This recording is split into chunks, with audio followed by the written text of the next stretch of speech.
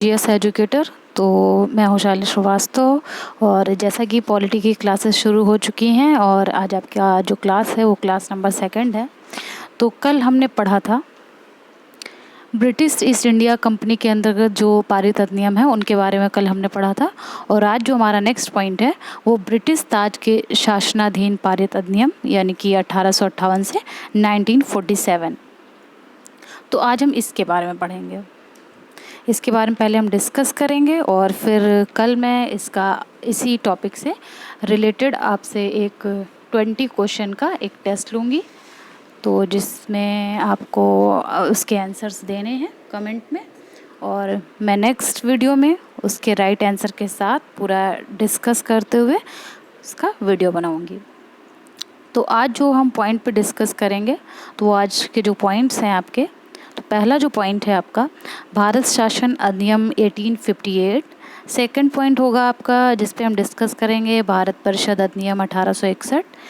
Next point आपका रहेगा भारत परिषद अधिनियम 1892।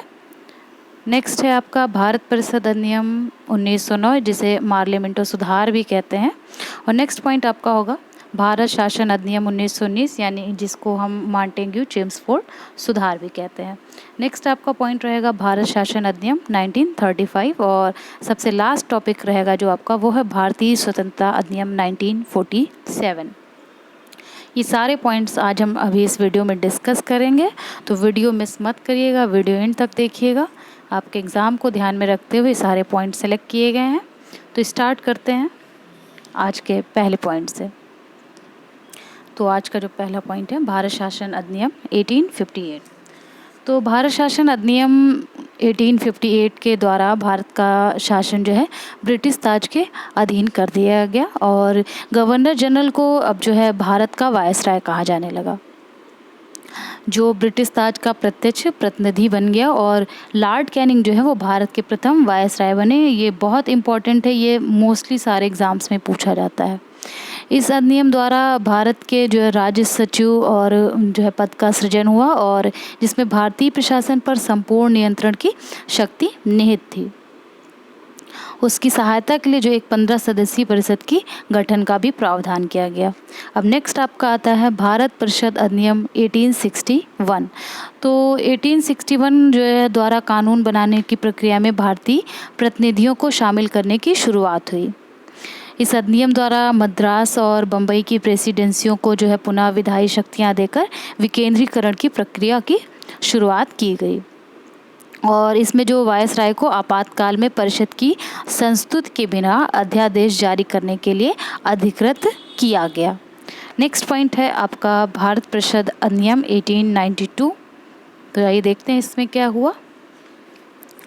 तो भारत परिषद अधिनियम 1892 के माध्यम से केंद्रीय और प्रांतीय विधानों और परिषदों में अतिरिक्त यानी कि गैर सरकारी सदस्यों की संख्या बढ़ा दी गई। केंद्रीय विधान परिषद के भारतीय सदस्यों को वार्षिक बजट पर बहस करने और सरकार से प्रश्न पूछने का अधिकार भी दिया गया, लेकिन मतदान का अधिकार उनको नहीं था। निर्वाचन पद्धति का जो आरंभ है वो किया जाना लगा और इसी अधिनियम की जो ये महत्वपूर्ण सबसे ज़्यादा विशेषता थी। नेक्स्ट है आपका भारत परिषद अधिनियम 1909 यानी मार्लियामेंटो सुधार। तो भारत परिषद अधिनियम 1909 को जो है मार्लियामेंटो सुधार के नाम से भी जाना जाता है और इस अधिनियम द्वारा भारतीयों को विधि निर्माण और जो प्रशासन दोनों में प्रतिनिधित्व जो है वो प्रदान किया गया। इस अधिनियम ने जो है केंद्रीय और प्रांतीय विधायिनी शक्ति को जो है बढ़ा दिया और परिषद के जो सदस्यों को बजट की विवेचना करने और उस पर जो है प्रश्न करने का अधिकार दिया गया। पृथक निर्वाचन के आधार पर मुस्लिमों के लिए सांप्रदायिक प्रतिनिधित्व का जो है प्रावधान किया गया। तो ये आपका इस पॉइंट में आ गया। अब नेक्स्ट है आपका पॉइंट भारत शासन अधिनियम 1919 को मॉन्टेग्यू चेम्सफोर्ड सुधार के नाम से भी जाना जाता है। इस अधिनियम में जो है सबसे पहली बार प्रत्यक्ष चुनाव प्रणाली अपनाई गई और सांप्रदायिक आधार पर निर्वाचन प्रणाली का विस्तार करते हुए इसे सिखों, ईसाइयों, आंग्ल भारतीयों और यूरोप पीए पर भी लागू कर दिया गया। इस अधिनियम द्वारा जो है सबसे पहली बार केंद्र में द्विसदनी व्यवस्था स्थापित की गई और इस अधिनियम द्वारा सभी विषयों को केंद्र और प्रांतों में बांट दिया गया। द्विसदनी जो केंद्रीय विधानमंडल जो है समस्त ब्रिटिश भारत के लिए कानून बना सकती थी और इस अधिनियम के तहत ही प्रांतों में द्वैध शासन प्रणाली लागू की गई। प्रांतीय विषयों को जो है 2 भागों आरक्षित और हस्तांतरित विषयों में बांट दिया गया और इस अधिनियम में ही पहली बार उत्तरदायी शासन शब्द का भी प्रयोग किया गया। तो इसके अंतर्गत जो है एक आयोग का गठन किया जाना था जिसका कार्य था 10 वर्ष बाद इस अधिनियम की समीक्षा करने के बाद अपनी रिपोर्ट प्रस्तुत करना। नेक्स्ट पॉइंट है आपका भारत शासन अधिनियम 1935।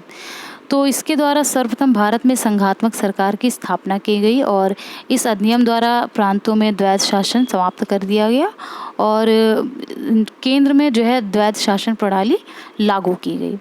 भारत में जो मुद्रा और साख पर नियंत्रण के लिए भारतीय रिजर्व बैंक की स्थापना की गई और सांप्रदायिक निर्वाचन प्रणाली का विस्तार करते हुए दलित जातियों, महिलाओं और मजदूरों को भी इसमें सम्मिलित कर लिया गया और इसी अधिनियम के तहत 1937 में संघीय न्यायालय की स्थापना की गई। इस अधिनियम द्वारा बर्मा को ब्रिटिश भारत से अलग कर दिया गया और 2 नए प्रांत सिंध और उड़ीसा का निर्माण किया गया। तो इसके तहत जो है कुछ प्रांतों में द्विसदनात्मक व्यवस्था भी की गई। अब सबसे लास्ट पॉइंट है आपका भारतीय स्वतंत्रता अधिनियम 1947। तो भारतीय स्वतंत्रता अधिनियम 1947 ने 15 अगस्त 1947 को भारत को स्वतंत्र और संप्रभु राष्ट्र घोषित किया और इसने वायसराय का पद समाप्त करके दोनों जो है डोमिनियन राज्यों में गवर्नर जनरल का पद सृजित कर दिया। इसके अंतर्गत जो शाही उपाधि से भारत का जो सम्राट शब्द था वो समाप्त कर दिया गया। तो इसके पहले जो मैंने आपका वीडियो बनाया था पॉलिटी का, उसमें मैंने आपसे क्वेश्चन किया था। उसमें आपका जो क्वेश्चन था जिसका आंसर आपको कमेंट में देना था, किस अधिनियम के द्वारा ब्रिटिश संसद ने चाय और चीन के साथ व्यापार को छोड़कर ईस्ट इंडिया कंपनी के भारत के साथ व्यापारिक एकाधिकार को समाप्त कर दिया था?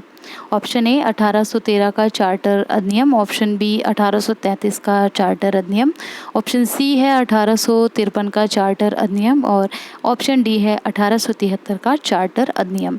इस क्वेश्चन का जो राइट आंसर है वो ऑप्शन ए है, यानी कि 1813 के चार्टर अधिनियम के माध्यम से ब्रिटिश संसद ने चाय और चीन के साथ व्यापार को छोड़कर ईस्ट इंडिया कंपनी के भारत के साथ जो व्यापारिक एकाधिकार को समाप्त कर दिया था, जबकि 1833 के ही चार्टर अधिनियम द्वारा कंपनी के जो समस्त व्यापारिक कार्य हैं वो समाप्त कर दिए गए और भविष्य में कंपनी को केवल राजनीतिक कार्य ही करने थे। तो ये आज जो आपके पॉइंट्स थे वो डिस्कस किए गए और अब नेक्स्ट वीडियो में आपका जो नेक्स्ट टॉपिक होगा उसके बारे में हम डिस्कस करेंगे। लेकिन उसके पहले जो आज हमने पढ़ा है ब्रिटिश ताज के शासनाधीश पारित अधिनियम, उनका एक टेस्ट होगा जो कि आपका नेक्स्ट वीडियो में होगा। तो आप ये जो भी पॉइंट्स हैं इनको आप तैयार कर लीजिएगा ताकि आप अपना टेस्ट अच्छे से दे सकें। और अगर आपका कोई सजेशन है तो आप मुझे कमेंट करके बता सकते हैं। तो आज के लिए फ़िलहाल इतना ही, मिलती हूँ नेक्स्ट वीडियो में। Thank you.